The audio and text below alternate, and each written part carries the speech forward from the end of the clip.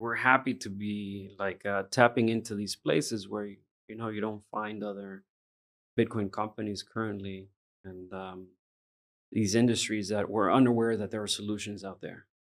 And that's where we end up having a conversation. And if they ask enough questions, they'll find out that Bitcoin is running it. But it's not that scary anymore. They're more scared of what will happen if they continue operating at T plus 180 and T plus 210.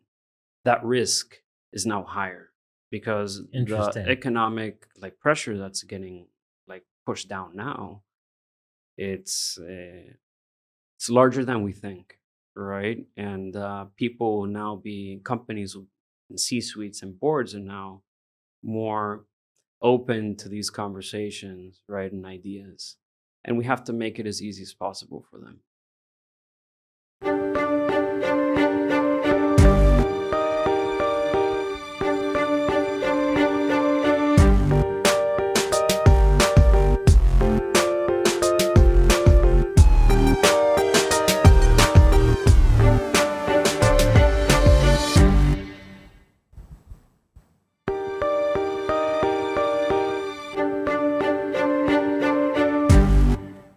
Excited to be here with Alvaro today from IBEX, or I guess he told me that if you're white, you pronounce it IBEX. If you're Latin, you pronounce it IBEX. So, which is great because then I can pronounce it either way and not be wrong. But Whichever works. yeah, I'm excited because I think you guys are really the first homegrown company from this area that sprung up in the Bitcoin space. I know. Are you originally from here or Guatemala? I know part of your team's from Guatemala, part of your team's from El Salvador. Yeah, I'm originally Salvadoran, half Nicaraguan. Oh, really? I didn't know that. Uh, Born in the U.S. Okay. Parents met over there, but did grow up between here and Nicaragua. Now we live in Guatemala.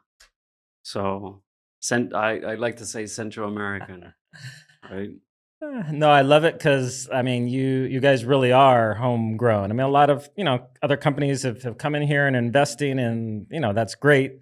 But you guys, you know, s- grew up in this region. You understand the issues at hand, and so I love seeing such a successful company kind of springing up from that. And ironically, we met, before the Bitcoin law was passed. You and some of your team members heard about Bitcoin Beach and traveled down. I think Peter McCormick was there at that time and Yeah. Jack Mahlers, and it was kind of right at the beginning of everything. So I'm curious, and I don't know if I ever asked you, how did you guys hear about Bitcoin Beach and what made you guys come down that time? And Yeah, well, definitely it feels like a lot more than 3 years ago, right? you have a lot more gray hair. I see there. That's where Bitcoin takes you, right? More gray hairs.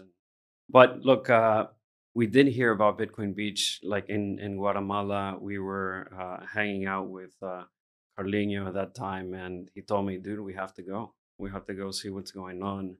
And I was just starting my Bitcoin journey, even though my first interaction was back in 2014, right? Um, I was curious, but I didn't wasn't able to do much with it, right? So it didn't really spark.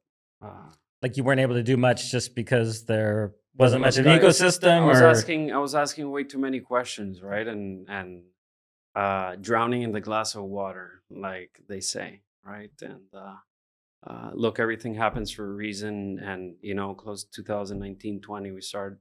Um, I started digging deeper, and when we heard about Bitcoin Beach, we got in the car and drove over.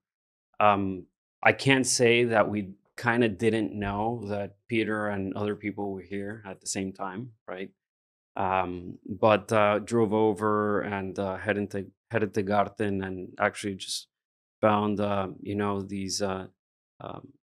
these individuals here that we followed on Twitter, right? And started having conversations, just refreshing to speak to other people and have uh, conversation with people that look at Bitcoin the same way as you did, right? And shortly after that, I decided to to go full into IBEX. Um, I've been an angel investor for more than 7 years and traditionally come from the reinsurance sector, so very traditional finance. And going into to work fully with Bitcoin was really something that aligned with a lot of my purpose and actually put together a lot of the crazy stuff that I've done and invested in the past. Bitcoin connects everything, at least for me. And I know that I can share that conversation with other people like you and other people in the space. But yeah, that's how we heard about Bitcoin Beach. Came over, see what's going on, and really found out that there were other crazy people like us, right? So we're happy to see that. And then at that time, were you guys already planning to launch IBEX, or was that just in the percolating stages of thinking about it, or what was? So Jose and Juan Pablo Lemus were the original founders of IBEX back in 2018. They started along with a few other people helping out on the way, and when And that we was an exchange in that was just Guatemala at an the time. exchange buy sell, and you probably can hear this story from Jose from like other podcasts as well, how difficult it was for him from Guatemala being able to trying to buy Bitcoin, right? And you were blocked because it was coming from from Guatemala, Guatemalan bank, Guatemalan citizen, and you encountered many of the problems that we see in the fiat world today, which leads to many other reasons for unbanked and well, not to continue getting into all that, right? All the problems that Bitcoin fixes. Yes, exactly. But it also makes it difficult to get the Bitcoin into the Yeah, system initially. and at the end of the day, like needs is what I think creates uh, value, right? That need to like solve a problem is what drove them to found IBEX in the first place. And another set of partners joined in early 21 to start like the technology bit, right? Because it used to be just a buy sell brokerage, which is a service that we still do, right? But the Lightning bit was uh, learning and understanding where Lightning can take us was when we started seriously looking at that, and we went in, to bring in like external investors and then added values from the industries of the rest of the partners. We all come from different places. I come from reinsurance and traditional. Um, Other partners come from the banking sector, energy, manufacturing, healthcare. So we're a bunch of people that were kind of fed up with everything that we were dealing with in the past, and we kind of got together to work with in this Bitcoin and Lightning project, right? So IBEX did evolve to become Lightning as a service infrastructure. And was that after the Bitcoin law was announced, you decided to go that direction, or was that even before that? You guys were thinking about those things. What role did that play? The Yeah, law. so we were thinking about those things, but it's always about solving problems. And when the Bitcoin law was announced, we got in a car and drove over to El Salvador. My mom was really Were happy. you sorry? Were you in Miami? I'm trying to remember. I know Yes, some I of your was. team I was was. in Miami. Were we next to each? I know I was. I can't remember if it was you or Carlino. I was standing next to somebody when the announcement was made. Yes, we were there. Okay. And I remember it was scorching sun under, Yes. right? But everyone was so like excited and hyped. Look, I couldn't believe that Bukele came up in the big screen. Like I was not expecting it. Well, I kind of was expecting it. I was expecting There was something. there was rumors something circulating. was going Yeah. on. I just didn't expect it to be that Yeah. way, right? And so it was cool to see. And like we drove over again. Like Bitcoin was easy for people, but very difficult for businesses. And the people that I knew in El Salvador were, bank executives, business owners. Well, the event from yesterday, right? The EO event. We can talk about that a little bit later. But all that network, they were all looking over to me like, Alvaro, what are we gonna do? Like, what does this mean? And to be quite honest, the news came down on a lot of people in a very shocking way. And I don't like. I'm not surprised by how people reacted, right? And we knew that we had to solve a problem for businesses, and it was like how to use Bitcoin as cash, as money, right? And it has to be treated as cash. So we were being like asked, like, hey, can you help us process on-chain transactions? And we were like, no, has to be pure Lightning.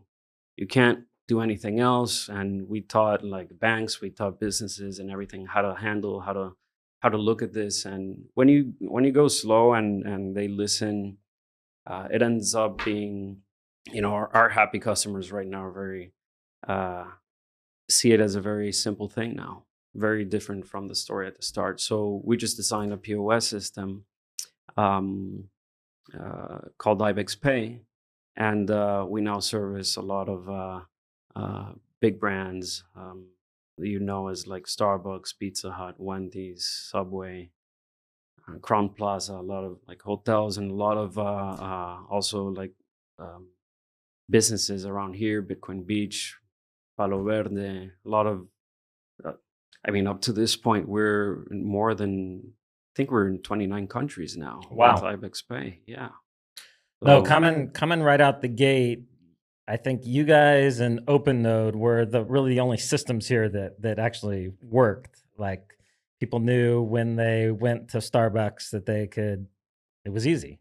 yeah. Where it was kind of a mess at a lot of the other places. So I remember being impressed with how quickly you guys were able to get that rolled out and integrate, especially as a kind of a newer, smaller company.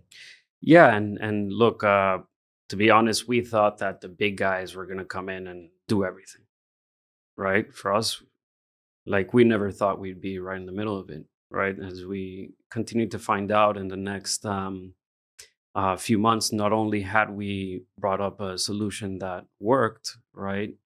Um, but we were also approached to solve other problems, right? With the plans that the country had, right, to launch. Because you guys provided initially you guys provided the Lightning services for Chivo, Yeah, the part that worked. the part that worked. Indirectly, though, there was a lot of companies involved, and we provided services for a company that provided services to Okay. them. Um, and yeah, that was the first time 3 million people came online to Lightning from one day to another. And the conversations that we were having, like in the ecosystem, let's say we made sure that it worked, and it wasn't an easy task, but we proved the world that you can do it, and it worked. So we've been a company of firsts, right? We consider ourselves. That wasn't an easy task, but it did what it had to do, right? And now there's other service providers taking care of the Chivo Frankenstein, we like to call it, but we're happy to continue focusing on providing, and that led us right to infrastructure providing, Yeah. and IBEX Pay, the product that I mentioned before for I think we have merchants. a video of that. Can you pull that video up, Andy, just so we can see the experience you guys provide is so slick and easy. I loved like last year at the hotel of adopting Bitcoin, like paying my bill, and it was easier than credit card. Yeah, well, it has to be easy, right? Hola, estamos en Starbucks Multiplaza. Queremos invitarte a que puedas pagar tu Voy a pagar los cafés aquí en Starbucks utilizando Bitcoin Lightning, la billetera que voy a utilizar, y ahorita nos vamos. Aquí es súper fácil cobrar y aquí sumamos Voy a escanear el QR.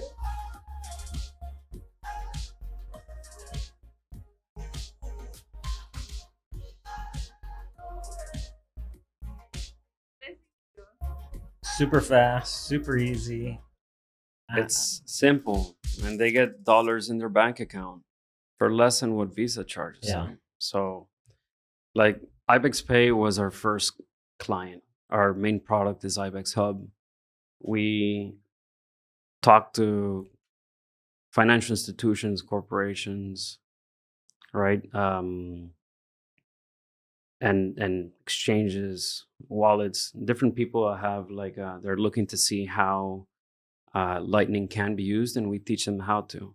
And IBEX Pay was our first client, right? IBEX Pay consumes our main product APIs. But that's not your main focus now. You're focused No. on the broader infrastructure. Look, we love to see how the ecosystem has evolved.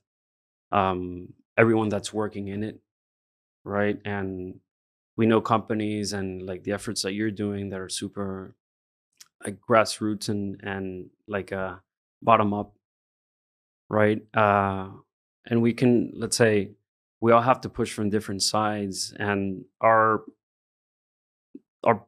team is people that come from traditional sectors and traditional finance, as I mentioned, right? So our conversations flow a lot more talking to banks and teaching them how to use this, right? And that comes to, show some of the things that we're working on now, what we've done, in the past, and people that we're working with today. We had conversations with, companies that can convert millions of people, at a flick of a switch. And the flick of a switch means, long sales cycle and convincing a lot of people.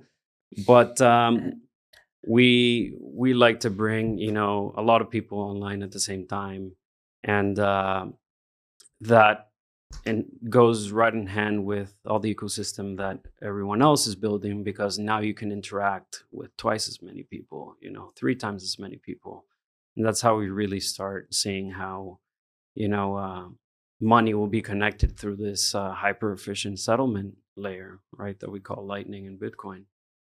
So do you think, I know you guys have expanded kind of globally now, and I think you have some exciting announcements that hopefully you can make later about, when you're talking about the 20 million people, the flick of a switch. But do you think it's been helpful for you guys coming from a smaller country like Guatemala, El Salvador, that's been kind of excluded from the traditional banking system, or life's been made hard? Does that give you kind of a competitive advantage in rolling this out around the world? Definitely. And look, it is important to say that unfortunately people are very comfortable with what they have, right? Everyone's very used to the systems that they work with, and everything. And by comfortable, I don't mean it's comfortable for them. I'm saying that they simply don't have anything It's hard to better get in them the to radar. change. Yeah, Correct. yeah. They don't have like the aspirations are very limited, right? They don't know that they'll be able to do all these things in the close future.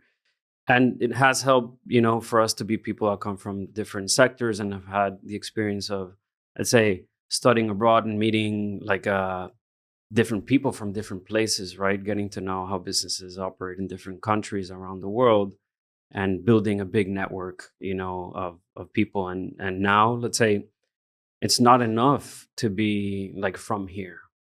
We've hired people from everywhere in the world, and we have teams from in Asia, Europe, USA, Central America. I don't know if we have someone in South America, maybe. But, we have to get better, and we need to tap into resources from all over the world. And they're extremely talented people that we want to bring into the space. And they've been, um, you know, uh, we're very humbled and happy that they've decided to come work at IBEX in a way, right? So maybe to answer that question, yes, there is an advantage of being from here, obviously, but you need to take advantage of everything, right? Get the talent from everywhere and put it together and start finding out how to penetrate into these new markets and continue convincing more people and companies, right? Are you seeing, since you're operating in all these different markets, are you seeing, like, does everybody have similar needs, or are they coming at this in vastly different ways where different things are important to them? Yeah, it's that's an easy and difficult question to answer. I don't think a single client of ours uses it in the same way as another. Like everyone has a different idea of how it can be used, and some we learn from clients a lot. They're very smart. They know what they're doing. They know the market that they're, catering to and everything. And sometimes we come up with new ideas together. It's not just us telling them like, hey, this is how you're supposed to use this. They actually come up with pretty cool use cases that like make us think about different things. And that's what you get when you speak to high executives in different places that are looking at this in a different way. So it's a very like good environment to work with. It's very enriching. So tell us about what you guys got going on in Mexico, because that seems like it could be, really move the needle as far as Bitcoin usage. Yeah, look, we move the needle between everyone, right? And we don't think that a group like Grupo Salinas, led by Ricardo Salinas Pliego, one of the most influential, businessmen in Mexico, would have been inspired to do this kind of shift if it wasn't for, everything that's happened here, everything that's happening all the rest of the world, and the rest of the Bitcoin companies right in the space. And we are filling a very important role there when Grupo Salinas decided to Bitcoinize the corporation, right? It's 180,000 employees, uh, billions in revenue, right?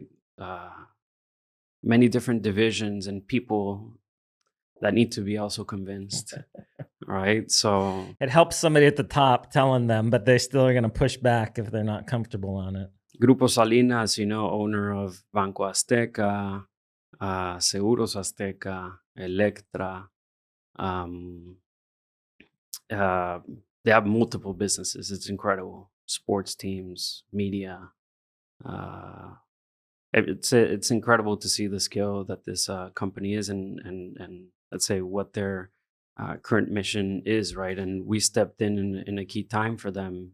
It's been more than 18 months since we started the first conversation. It's very difficult to have these people change their systems, right? Like understand what can be done. And again, as I mentioned before, we've learned a lot from them, and we've been flexible enough for them to be able to actually make it work, right? So it's been a long time work from the whole team. And we just soft launched with them the integration of Lightning into what's called their BAS app. It's a super app. They have close to 20 million users in Mexico. And the soft launch is launched since a week ago. So everyone is, let's say, downloading the updates and everything. PR will continue to come, in the next few months in order to teach people how to use this. Users will be able to buy, sell, send, and receive Bitcoin through Lightning. So explain a little what you mean by a super app, because I think, in certain countries, they're very familiar with that. In the US, there's not really an existence of a super app. So explain a little bit what the app actually does and what role you think Bitcoin can play in that, and how it's going to increase adoption. So you can do anything in the app, basically. It's like a multi-use wallet. You can buy food, delivery. You can pay for services. You can Pay your bills. Pay your bills. You can buy items, right? Do people use it kind of as their banking to some extent, or is it connected to their bank accounts, or how is it? So the app doesn't require you to have a bank account, which is the most interesting part. Yeah. But you can send money from the wallet into bank accounts, so people will be able to deposit and do stuff like that. So with 20 million users, it's one of those apps that solves a bunch of problems for people, and just convenient to have everything in one place.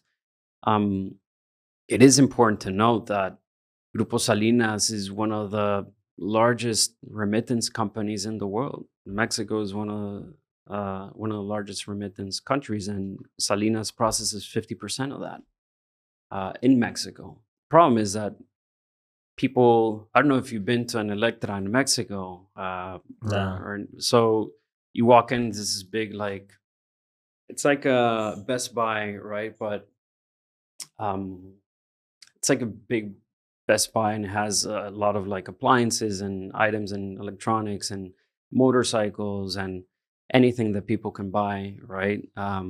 and they provide you with credit and stuff like that in order to be able to afford it and pay for it. But at the end of every Electra store, there's a Banco Azteca, um, let's say a little kiosk. And basically what you do is you get your remittance from there. And when you walk out, you're surrounded by everything that you actually need to buy. You can spend it all as you leave. Right? So it's obviously like it's the logical thing to do, right? Especially if you have like a conglomerate like that. But the issue is some people just walk out and never come back, right? Or go spend their money somewhere else. So, and obviously they use traditional banking rails to make that happen, right? So they take a fee. With the Baz app, people will be able to receive their remittances directly into their app and be able to spend it in the super app, which has all the items that Electra would have, and get discounts and stuff like that. And receiving the remittance will be a lot cheaper. So when people start using their Bitcoin through there, or Mexican pesos that will run on top of Lightning, right, which suffer no volatility, and they purchase items into the group will start taking advantage of intercompany settlements, right? So this is a slow burn, and it has to start somewhere. We think of Lightning as a settlement layer, but we can't just implement this and get rid of all their accountants, right, to settle their intercompany cash movements. But you have to start somewhere. And with the remittance processing and selling items with the technology and using Lightning, they'll be able to slowly start settling their intercompany movements in real time, which brings, this is a conversation that every single CFO in the world wants to hear, right? And so we're happy that Grupo Salinas is taking the lead on that and being able to lead very large companies in the world into looking at this and saying like, hey, it's okay to use Bitcoin, right? This is something that we have to embrace, and we're very happy to be, they're very close partners. We've grown very close with them and have conversations about multiple projects. This is by far not the only thing we're doing with them, right? And it's very cool to look at their problems, everything that they're solving, and us bringing in Bitcoin applications to fix them, right? Yeah. I'm just curious, for companies, how important is that instant settlement versus the savings they see, versus paying the interchange fees for accepting credit cards? What's the driver for them? So instant settlement has a lot of advantages because, credit cards settle so slowly. It creates credit cycles. A lot of people make money out of that, right? But it's a lot better to have visibility and be able to have access to your money immediately, right? And when you talk about applications of Lightning and you start thinking about supply chain, you can actually settle a supply chain instantaneously using split payments, right?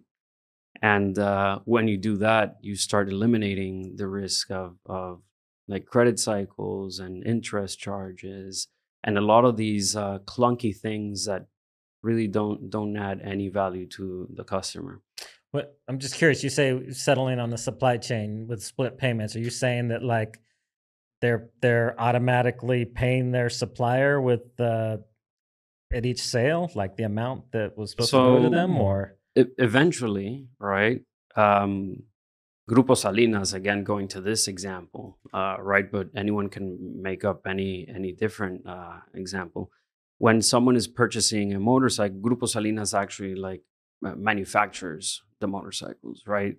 So if you're paying over Lightning, you can actually set the whole chain up for taxes to be paid at the same time, the retailer to be paid at the same time, which is their own retailer, right?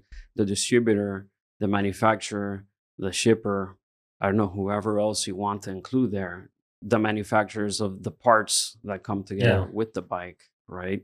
And if you think about that, like when you're purchasing sodas and stuff like that, and anywhere in the world, you can actually move data to say like, hey, someone just purchased this can right there in that location. And you settled the money. You're not waiting for 100 days to, collect right? No, I never would have thought about that, but yeah, I could see, especially for big ticket items where they have that flooring cost or the people are fronting the goods, but they want to make sure that they get paid. If they know, hey, once they sell it, we get our portion, there's a lot of directions you could go with that. Yeah, it's part of what Bitcoin is bringing, in the future and the way that we think about it, right? Man, like you're like in the event yesterday, right? Surrounded by entrepreneurs, probably the thing that, and all in different industries. The thing that they all have in common is that they have to have good connections at banks, right? They all have to handle credit cycles and they all have to negotiate interest. But that's 40% of their job. Yeah. And then the 60% is actually doing what they do, which is, nail salons or like retail, food and groceries and just anything, construction. They all have to deal with this credit, right? And banks and being approved or not being approved because you're X, Y, or you're this and that, or you don't have any history. And it's it's it's difficult. That creates clunk. It doesn't allow for more expansion and growth and prosperity. Hopefully, I didn't create too many waves yesterday when I was talking about how horrible the banks are to deal with in El Salvador. Just for the viewers, I was invited to be on a panel with Alvaro and a couple other guys and it's just like a business networking group. The EO is EO Entrepreneur Organization. Okay. It's a worldwide entrepreneur basically network. Probably, I think it's up to like 15,000 members worldwide. You have to complete a certain level of like thresholds of like size of business. revenue, size of business and stuff like that.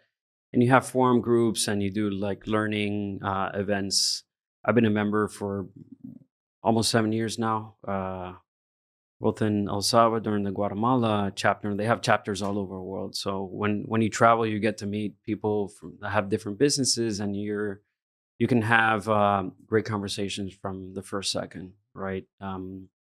So it was great to have you. I do not think you were, too aggressive there. And actually, it's good because we were, speaking to I think more than 60 accelerator companies.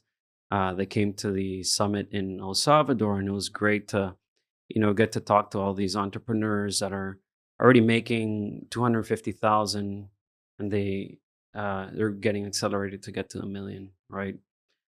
So we were able to speak to them about Bitcoin, what it means, how they should be thinking about it, and I think we sent the message. Do you think that how would you gauge the reception there? I mean, everybody seemed friendly, but I couldn't tell. Are they like, we got to hear about Bitcoin again? Or were they like genuinely curious as to how this could help their business or what? Yeah, look, Bitcoin will do its thing over time, as you know. And I think they were very receptive. The more time that Bitcoin continues to survive, the more people ask questions, but you always have these, individuals, and not for the wrong reasons or anything bad with that, just trying to make it too complicated, someone as a retailer, it's like, just accept it. Oh, I have very little volume. Okay. Do you not want that volume? So it's simple, but I reiterate what I mentioned yesterday. I think that Bitcoin is great for problem solving, and what sets entrepreneurs apart is how they solve them problems, right? So I think it's something that these individuals should embrace, and I'm sure they'll be reaching out to us, to ask questions and stuff like that. Yeah, no, I think it's obviously very important to see more, businesses to adopt in order for the circular economy to grow. Also, and a number of companies are coming into El Salvador, and one thing you and I have talked about is it still challenges, even though El Salvador has adopted Bitcoin, they still have these legacy regulations in place that keep smashing up against what Bitcoin can do. And so I know for me, maybe I'm just impatient, but that's a frustration. I'm like, hey, you guys have this amazing opportunity. You need to put the regulations in place. So we definitely need to keep pushing on that. Definitely, we're I think everyone's pushing on their own side, and I'm glad we had that conversation. But we have to be problem solving, right? We have to do part of it. They have to do part of it, and we're happy to say that we can now do a lot more OTC transactions here in El Salvador. So that's up and available for anyone that needs, right, that real estate purchases that have ended up being difficult, and we can help set all that up for anyone that needs it. So if somebody's looking to buy a home and they want to pay in Bitcoin, but the seller doesn't want to receive Bitcoin, you guys can kind of come in the middle there Yep. and put cash in their bank, accept the Bitcoin, and obviously you're going to have a spread in there to for your expenses and your time, but it's a service you can provide for those who want to come, and which is huge, because if you don't have a bank account here, it's a very dicey, like,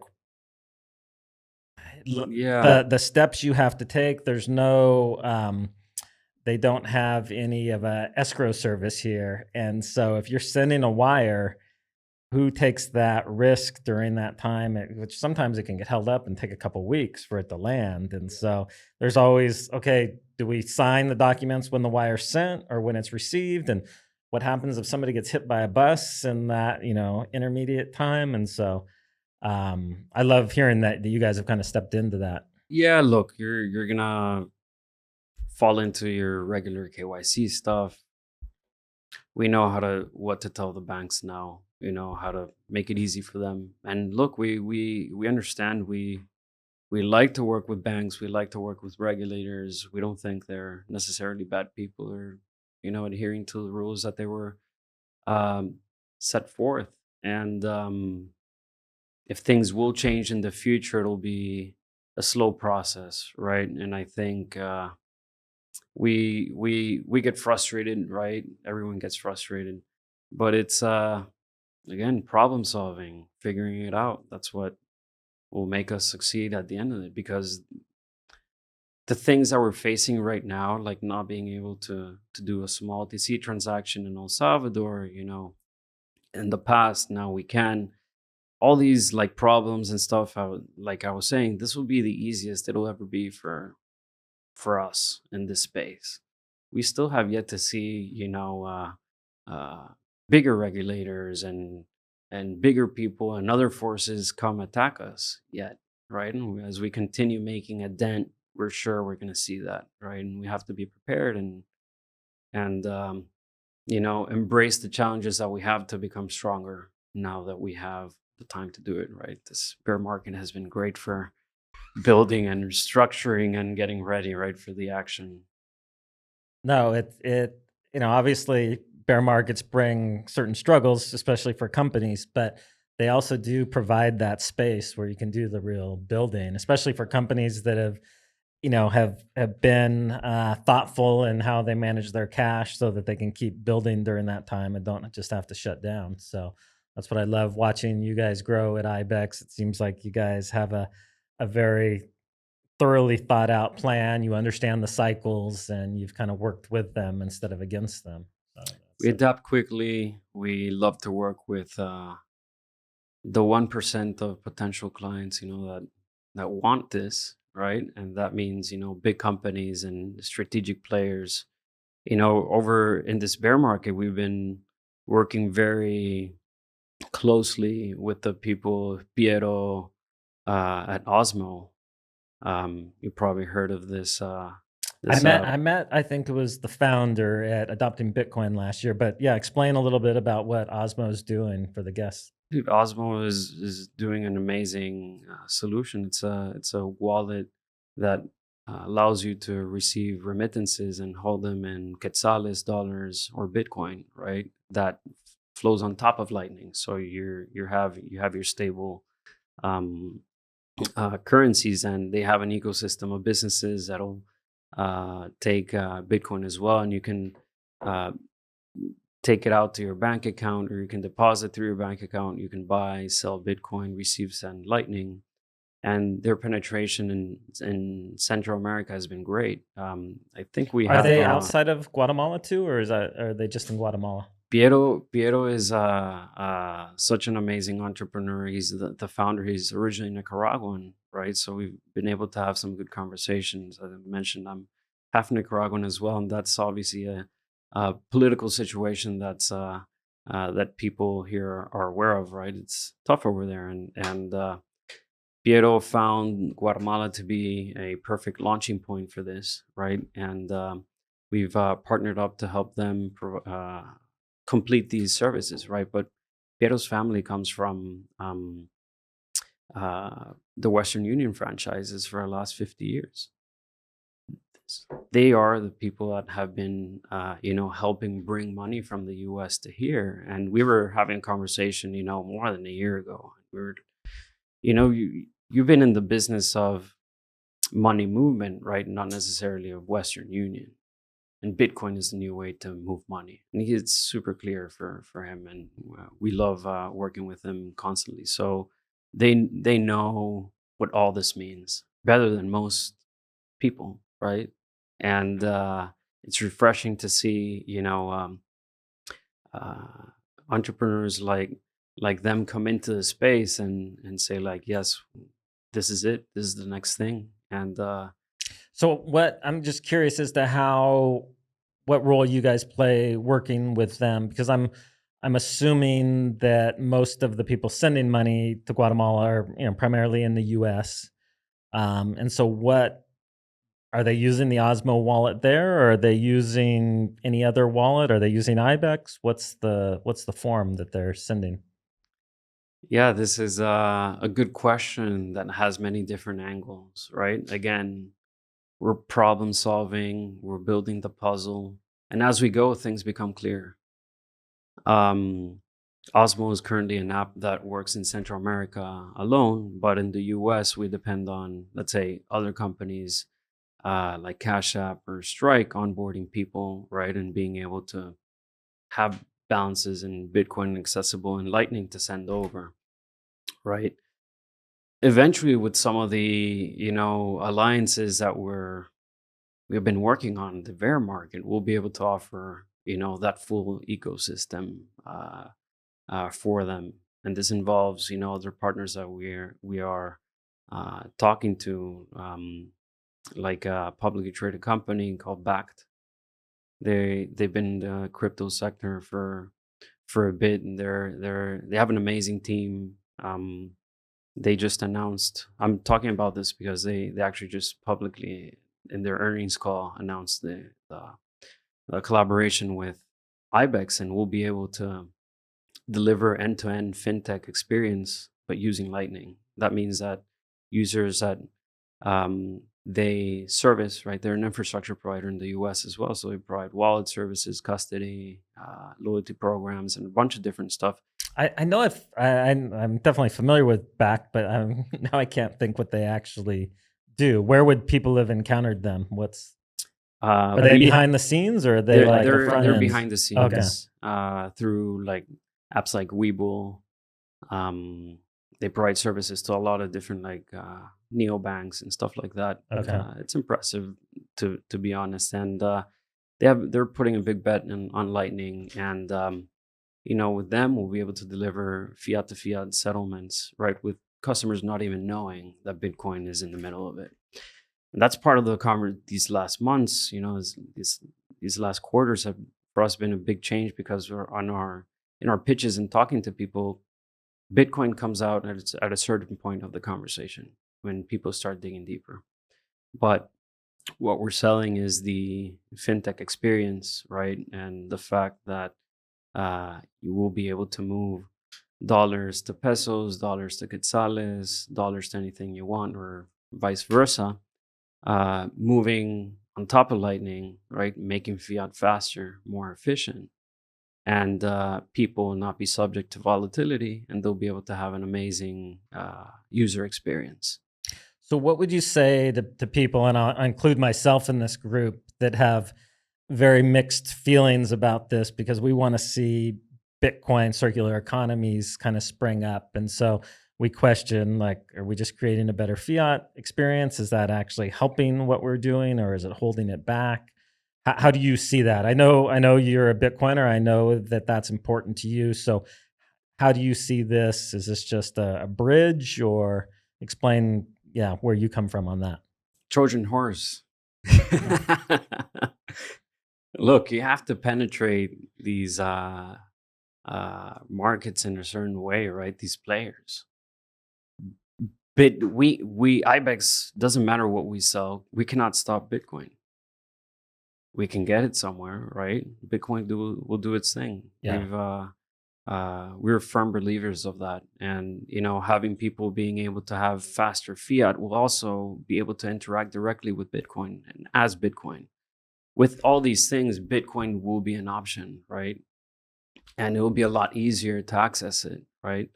As in some places it's being blocked more, we're happy to provide a solution for it to be more open, right? And for it to be accessible through many services, right? And the education to get people to like, hey, you should not only use it as a transmission mechanism, but also like make sure to take a little bit out, take it into cold storage. Like that's an IBEX's core, right? Our OTC operations since 2018, we're not in exchange. We don't custody funds for anyone. We actually deliver them within half an hour of the trade. And you guys are sell only on that aspect, right? Or do you do both sides now? We do both sides, Okay. but we I don't. think you guys started as a sell only, right? Yeah, but we don't like see any. We don't see any sell pressure of Bitcoin, right? So people buy Bitcoin, they usually don't sell it, which we're happy about, right? But again, custody for us is super important. We're like very close to people like Unchained and a bunch of like other custody solutions and stuff like that. And we recommend these services a lot. And, Lightning is a custodial solution at this point, right? And it is important to note that, right? But we are Bitcoiners at heart, and getting like people to take a little bit out, taking into cold storage and stuff is things that we'll tell them. It's not part of like what we do, right? But we have a bunch of other Bitcoin companies in the ecosystem pushing for everything, right? And I think we're all working for the same thing. We're pushing different buttons in different places. But when you look at it, in a bird's eye view, right, from above, we're all pushing the same Bitcoin wave, right? No, obviously there are people compete in some levels, but at the higher level, we're all on the same team. Yeah, and so it's pushing that forward. So I love to hear that. I'm curious because you are here and you know more than most. How would you assess this 2 years in? We just celebrated a couple days ago the 2-year anniversary of the rollout of the law, and it was amazing. We had a number of the government ministers were there, and I was surprised at how many people showed up to the event. It was quite the event. packed. But I'm curious as to what your assessment 2 years in. Do you feel, has this gone quicker than you thought? Has it gone slower? Has it surpassed your expectations? Are you disappointed? What would you say? Look, I think everyone gets very like emotional and excited with bull cycles and bear cycles and stuff like that, announcements. I think we've come to realize that this will be a slower process than most people thought. And it is difficult for what we're looking to change. It is very difficult to do it. Right? Everything good is hard. It'll take time. It'll take effort. It'll take, younger generations to grow up. To be honest, like we can see wholesome Bitcoin penetration, I think, and evaluate if the law in El Salvador was effective, in 5 years from the time. Yeah. But look, I tell people, and again, people come to me and they tell me like, well, how do I use it? I don't see any utility. Yeah, you do. but you can go ask around. I'm sure it's changed a lot of people's lives as well. And you know, like I've mentioned, I don't think the expectation should be necessarily in El Salvador. El Salvador did the law and everything, and it's gained a lot of focus. You can find super successful cases here, and you can also find cases in which people have lost funds, right? But that's the same in El Salvador, just as anywhere else in the world. I walked into El Salvador with Bitcoin long before the law came, right? We did, we all did. And Bitcoin doesn't care, right, about the El Salvadorian law. That's the laws are fiat, right? And we'll see how Bitcoin will penetrate the world in 5 years. I wouldn't necessarily say El Salvador. El Salvador has an advantage, and the government, the president has, let's say, educated, well, brought Bitcoin right to the ecosystem and put it in everyone's radar. So I do hope that Salvadorians take advantage of the fact that they were, you know, presented with this in a maybe in a more convenient way than other countries might be actually against it, right, or repressing them in a different way. So that's how I see it positive. Yeah. No, I remember when we were getting ready for the rollout day, I made my prediction on Twitter was that a year from now, everybody's going to be talking about what a failure this was because everybody's not using Bitcoin. But then 10 years from now, they'll be like, oh, it was obvious from the beginning that it was going to be successful, because that's just how things, what's the saying? Like, people always underestimate what they can do or overestimate what they can do in a year and underestimate what they can do in 10 years. And so for me, 2 years in, it's actually much further along than I expected. The adoption level is much higher than I expected. I thought it would be even slower, but it's always funny because so many people seem disappointed that not everybody's using Bitcoin. It's like these things take sometimes decades to change people's habits, and the rate of that's happened. The one thing that I think I did underestimate and that has shocked me was how the decision in El Salvador really accelerated Lightning throughout the world. It seemed like even in this bear market, we're seeing all kinds of building, all of things happening, and specifically in Lightning. And I think we'll look back, you know, in the history books as that being the event that really made everybody agree that Lightning was the future of Bitcoin. I can definitely agree to that. And if I hadn't specifically thought about it before, it's a great point. And I go back to, you know, what we mentioned at the start, you know, like helping people not get too confused, like treat Lightning as cash. How much cash would you have on you, right, at any given moment? And banks were like, I want to be able to trace, you know, Lightning transactions. Like, you can't. Can you trace the dollars that are deposited into your banks every day? How do you know that that person giving you the idea wasn't just the ID just wasn't just handed $100 bill outside the bank? Like, you can't treat this you know, in a stricter way or anything. Put whatever limits you have on cash, put that with Lightning, it's fine, right? So, and it was a big wave. It really did put Lightning on the map, right? Very important. And again, we see these. We came out with a merchant solution because it's the first way that people can see that it actually works. You and I both know that we think about Bitcoin as something a lot more than just paying for coffee, right? And the second step here is remittance, right? And we're happy to currently be servicing the largest private Lightning contract in the world with Salinas. 20 million people is no easy task. And Bitcoin will do its thing. But what are the 2 and the 3 next steps ahead of that? We're already thinking about those things, and we're already having conversations about it, right? um, global transactions, B2B transactions? How do we get people to companies to move money more efficiently, add more value to their customers, take into account these 70% of unbanked people? How do we get first world financial services handed to third world citizens? That's when we start bringing the level up right in the world.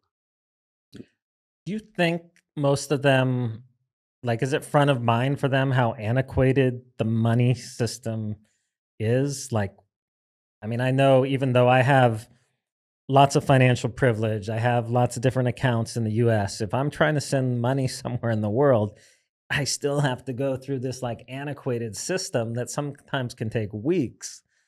And I don't know if I'm just frustrated because I'm a Bitcoiner and I know it doesn't have to be that way. Like, do they realize how crazy this is that we can zap everything else around in the world except for money? Or are they just like in their own little bubble and they don't even think about it? And you mean they as like Like, companies and yeah, businesses? big businesses, companies. I mean, because even they face those same things where it takes them sometimes days to receive money.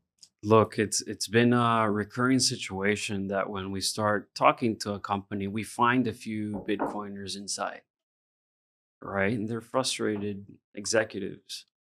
And you'd be surprised after you have like offline conversations with them or go have a coffee or a beer, the things that you share with them are a lot more than you would think, right? Because one of the mistakes that the space makes is, is label regulators and banks as all like evil people and stuff. And we're all just like working right in the system. And there's a few other powers at play, right? And we found a lot of like key people inside these big companies that are actually frustrated. And that's bringing in, talent side. So they get hired or they ask us like, hey, how can I work in this space? And like, well, we're not hiring or we are. And we also connect them with other companies so we can bring in more talent, right? But you'd be extremely surprised that, the industries that we've tapped into and seen, and, some of these spaces are completely comfortable with T plus 180. By T plus 180, I mean 180 days to Yeah. settle. And whenever we tell them that, which in a way would even sound as an insult, right? Talking to these big companies and say like, wow, you're so sophisticated. You're in T plus 180. They actually come back and 100% of the people I've told this to have actually told me, if we're lucky, 210, 240. It's crazy. And all that causes clunk, all that causes like clutter in the financial space and intermediation, operation, and everything. We're telling them we can do T plus 0. And now they're like, let's have a conversation. So we're happy to be like tapping into these places where, you don't find other Bitcoin companies currently. And these industries that we're unaware that there are solutions out there. And that's where we end up having a conversation. And if they ask enough questions, they'll find out that Bitcoin is running it. But it's not that scary anymore. They're more scared of what will happen if they continue operating at T plus 180 and T plus 210. That risk is now higher because the Interesting. economic like pressure that's getting like pushed down now, it's larger than we think, right? And people will now be companies and C-suites and boards are now more open to these conversations, right, and ideas. And we have to make it as easy as possible for them. And look, with bringing in people like Salinas and BAKKT and stuff like that, it helps us build a I'm sure portfolio. that helps the narrative too. They're like, oh wow, if the big dogs are doing this, then we need to make sure we're not missing this boat. And look, these companies and institutions that continue coming on board, like I can't tell you how interesting it is to start running into new clients and saying like, actually the services that the last clients that we like onboarded who actually make this possible. Because once you start doing money logistics with Lightning, and you're like, oh, actually, we're working with this exchange that already has Lightning, or we're working with this provider that integrate Lightning with us, everything starts getting faster and easier. And we're seeing that. It was a lot more difficult a year ago, not because of how difficult it was to sell it, but because we're still touching a lot of traditional finance rails. And that's when stuff gets slow and gets expensive, right?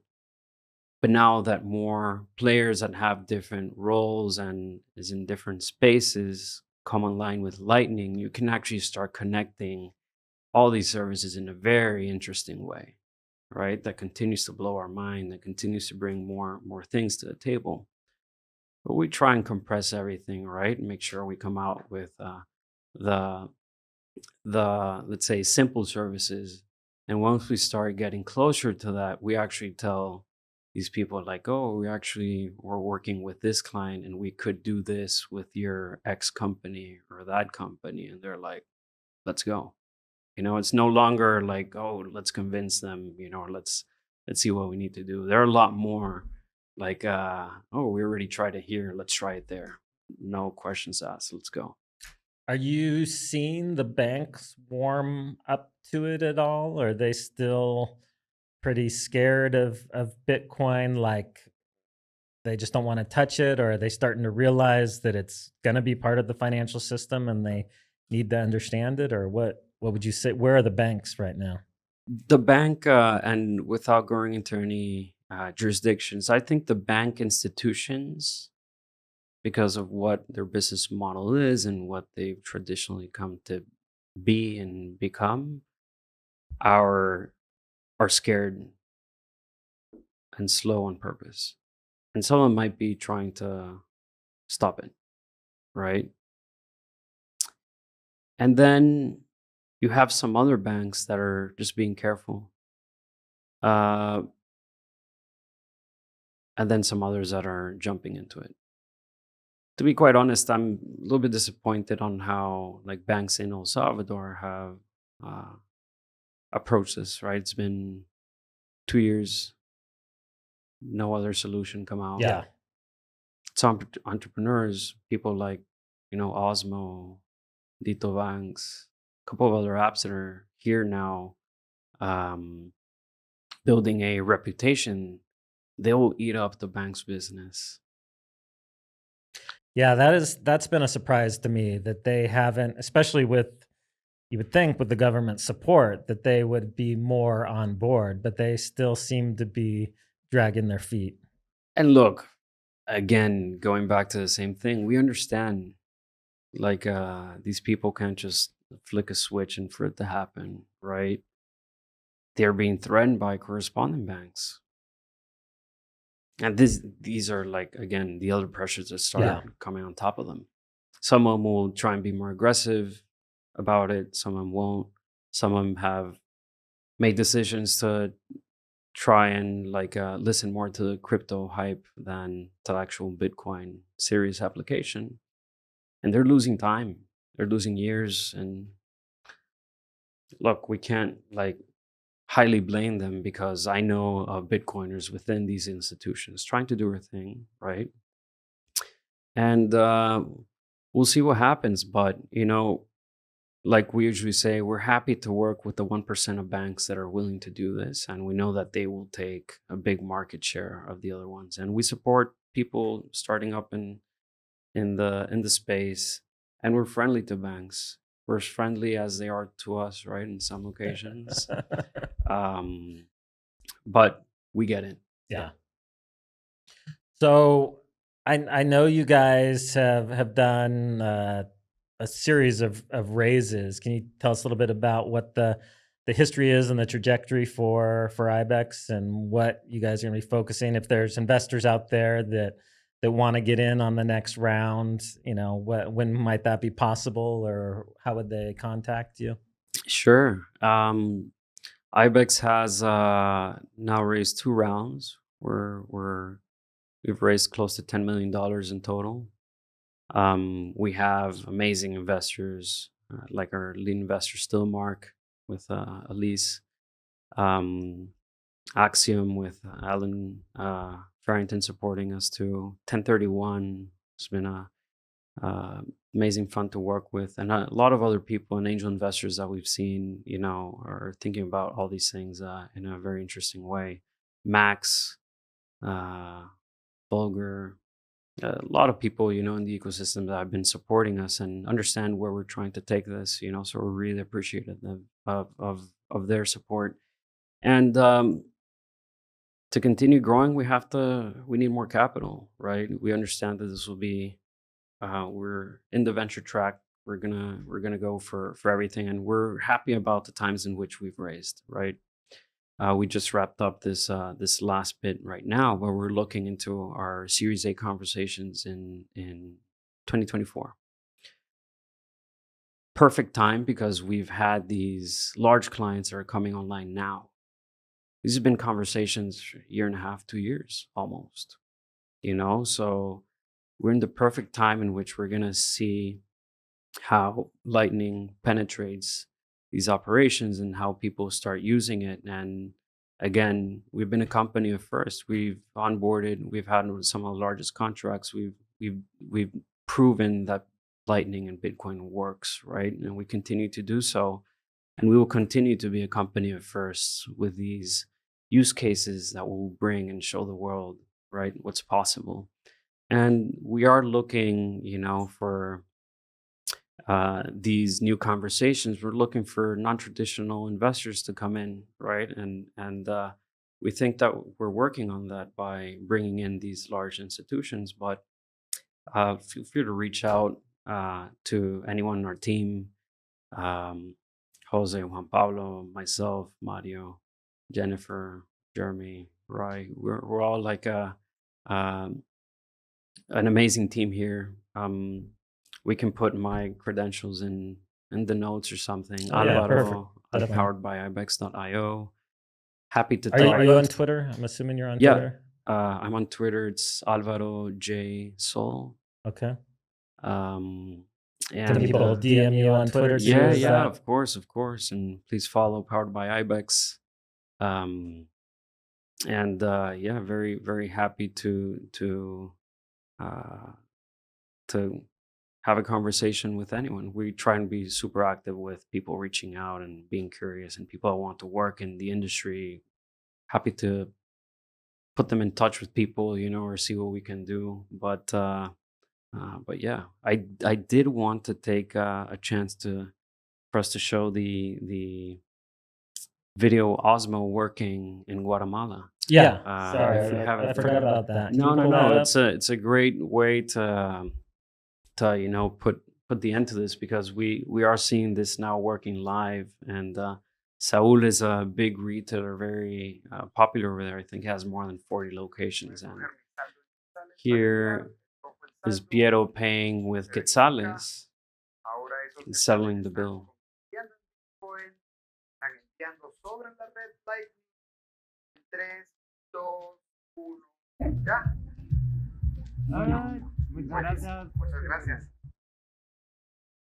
So we love to see these things like out in the wild, right? We like to say that we run transactions every day, right? And we're a company that's been doing serious work. We can plan to continue doing serious work, but just because we're trying to bring big institutions and everything doesn't mean that we're not attached to the community and stuff like that, right? So I'm super happy to be here, Mike. And again, thanks for coming yesterday to the conference and talk to these young entrepreneurs.